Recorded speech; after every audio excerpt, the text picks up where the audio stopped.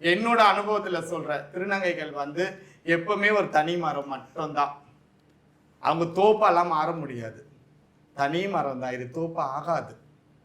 நாங்க திருநங்கைகள் அனைவருமே வந்து கட்டில் மாறி ஆனா கட்டில் கிடையாது, பூ மாறி ஆனா பூ கிடையாது. இதுதான் இந்த சமூகம் வந்து எங்க திருநங்கை மக்கள் அனைவருக்குமே வந்து காட்டிட்டு இருக்கு.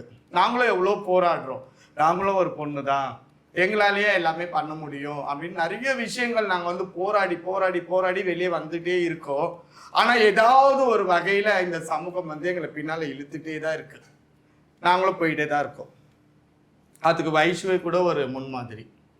இவங்களுக்குள்ள எந்த மாதிரியான உறவுகள் இருந்ததுன்றது பப்ளிக்காக யாருக்குமே தெரியல, புரியுதுங்களா? ஆனால் ஒரு சைடில் பார்த்தா நாஞ்சின் விஜயன் சொல்றது அவர் மேலே வைஷு வந்து அபாண்டமான பொய்கள் சொல்றாங்க, நிறைய பழிகள் எல்லாம் போடுறாங்க. அது எதுக்காக போடணும்?